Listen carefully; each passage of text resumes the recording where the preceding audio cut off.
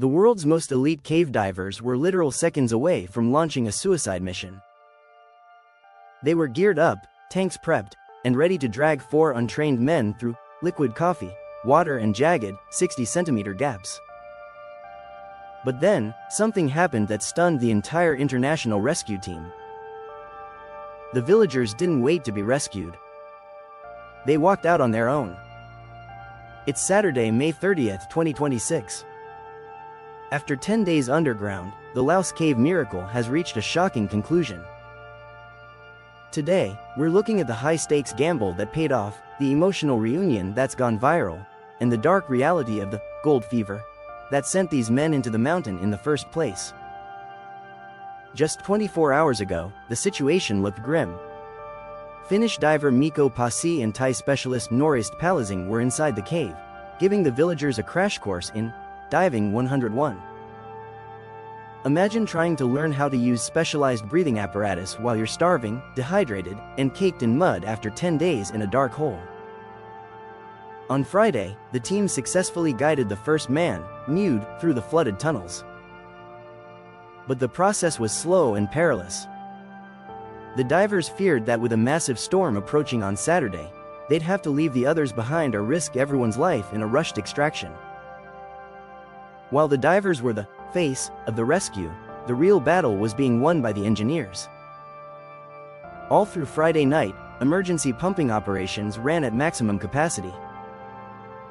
They were trying to beat the Saturday rain. And against all odds, the water levels dropped. They dropped so significantly that the sumps, the completely flooded sections, suddenly had air pockets.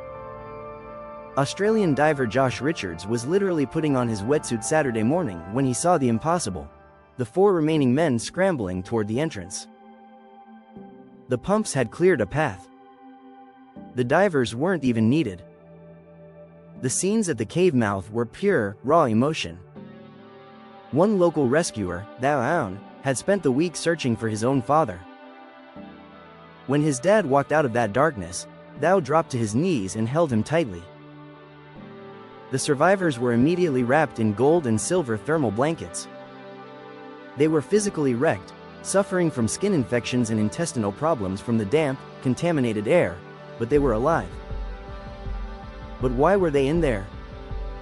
The truth is a gold fever, driven by economic desperation. In rural Laos, wage labor is scarce. Thousands are turning to informal mining, entering unreinforced pits and deep limestone caves during the monsoon season for a life-changing payout. State media in Laos isn't just celebrating the rescue, they are issuing stern warnings. These men survived a miracle, but they may return home to face legal crackdowns on illicit mining.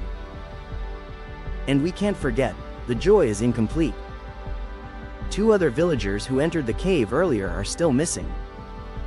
The divers are now weighing the risks of going back in as the storm finally arrives.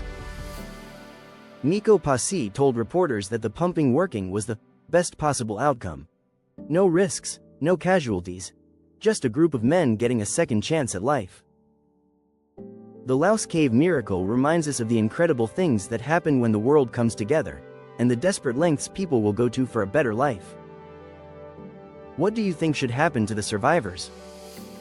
Should they face charges for illegal mining, or has the mountain punished them enough? Let me know in the comments. Don't forget to like, share and subscribe, and thanks for following this journey with me.